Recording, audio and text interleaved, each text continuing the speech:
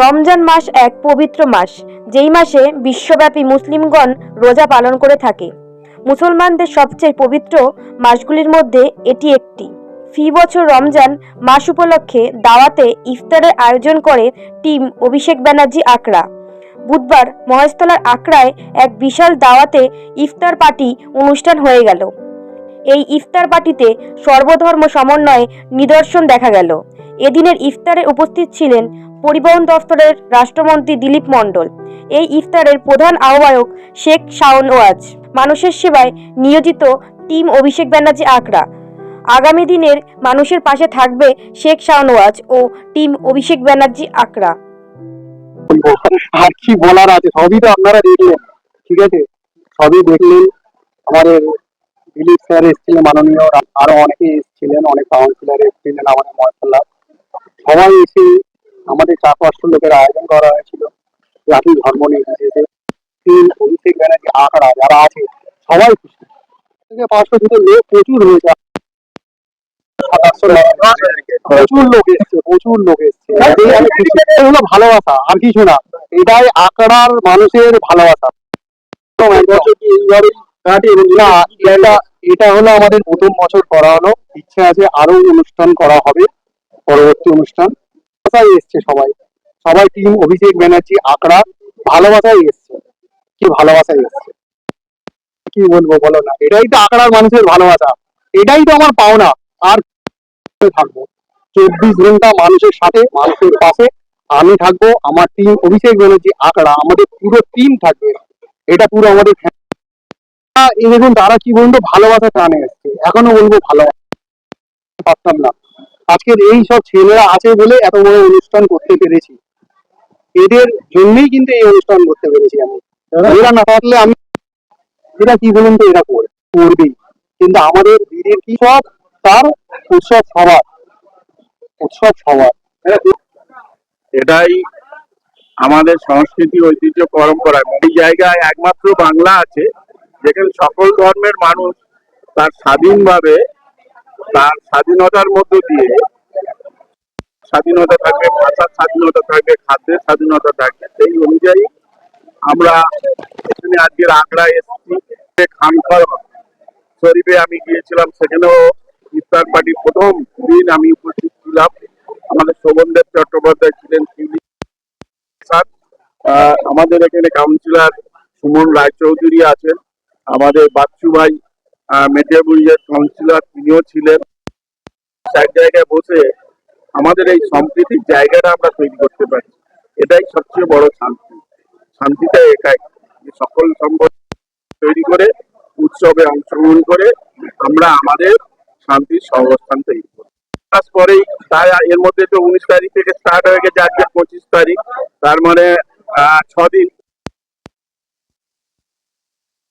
24 দিনের মাথায় ঈদুল ফিতর শুরু হবে। ঈদ উৎসব সারা পৃথিবীর সবচেয়ে বড় উৎসব। সেই উৎসবে আমরা চাইবো আমাদের মধ্যে সম্প্রীতি, বন্ধুত্ব, সৌহার্দ্য তৈরি। এটাই ভারতবর্ষের পথ দেখবে। চাই সবাই যেন, সকল ধর্মের মানুষ, আমরা হিন্দু, মুসলমান, খ্রিস্টান, শিখ, ইসাই, আমরা একটা কথাই বলি যে যাওয়ার পর ইজাদ নিয়ে যাবে। অর্থাৎ আমরা বিভিন্ন ভাবে আমরা আমাদের সম্প্রদায়ে আমরা অবস্থান করি, কিন্তু আমরা যখন জনপ্রতিনিধি, সকলের মধ্যে সমন্বয়, সৌহার্দ্য, ভ্রাতৃত্ববোধ, সমন্বয়, ঐক্য এবং একতা গড়ে তুলে দেওয়াটাই আমাদের দায়িত্ব। সবাইকে শুভেচ্ছা জানাই, আর আগাম ঈদের শুভেচ্ছা। সাইনাজের পক্ষ থেকে আকড়া আকড়া অভিষেক ব্যানার্জি টিমের যে যা সমস্যায় পড়বে, আমাদের নাম্বার দেওয়া আছে, টোল ফ্রি নাম্বার আছে, আমাদের ফোন করবে। আকড়া টিম সবসময় সবের জন্য হাজির থাকবে। আমরা করেছি উন্নয়নের শেষ কি ভবিষ্যতে না, এত দল হয়েছে। অভিষেক ব্যানার্জি আর আমাদের মমতা ব্যানার্জি দলনেত্রী, তার মতন উন্নয়ন কেউ করতে পারে না। আমার এই বন্ধু শেখ শাহনওয়াজের বিষয়ে, just for example for Sheikh Shahnawaz, जो इंसान पसीने से नहाता है वो इतिहास बदलता है। আমাদের টিম আকড়া, টিম অভিষেকের হাত ধরে আমরা ইতিহাস বদলাবো ইনশাআল্লাহ। আমরা একজোট হয়ে লড়াই করতে চাই অন্যায়ের বিরুদ্ধে। আগেও আমরা ছিলাম, এখন আমরা আছি। অন্যায়কে কোনোদিন আমরা প্রশ্রয় দিই না। আমি চাইছি আগামী দিনে আপনারা সবাই আজকে এই অনুষ্ঠান উপস্থিত থাকতে পেরে। কারণ এই যে মিন্টু যে আয়োজনটা করে সায়নাজ, ও আন্তরিকতার সঙ্গে আমাদেরকে নিমন্ত্রণ জানায়। এর কিছুদিন আগে ও ব্লাড ডোনেশন করেছিল, বিপুল পরিমাণ মানুষ রক্তদান করেছিল এবং সুন্দরভাবে তাই সেই কর্মসূচিটা রূপায়ণ করতে আন্তরিকতার সঙ্গে ও ডেকেছে। এটাই আমাদের ভ্রাতৃত্ব বোধ আরো সুদৃঢ় করার জায়গা। ধর্মীয় আচার অনুষ্ঠানের সঙ্গে সঙ্গে আমরা করি মমতা ব্যানার্জি যে নীতি, যে মমতা ব্যানার্জি যে কথাটা বলে ধর্মযাত্রার উৎসব সভা, আমরা প্রতিনিয়ত আমাদের মধ্যে এই ব্যাপারটা পরিপূর্ণভাবে থাকে। আজকে ঈদ হবে, সকাল 8টায় নামাজ শেষ হবে, বন্ধুর বাড়িতে গিয়ে সিমুই পরোটা খাবো। আগে থেকেই আমাদের নেমন্তন্ন করা থাকে।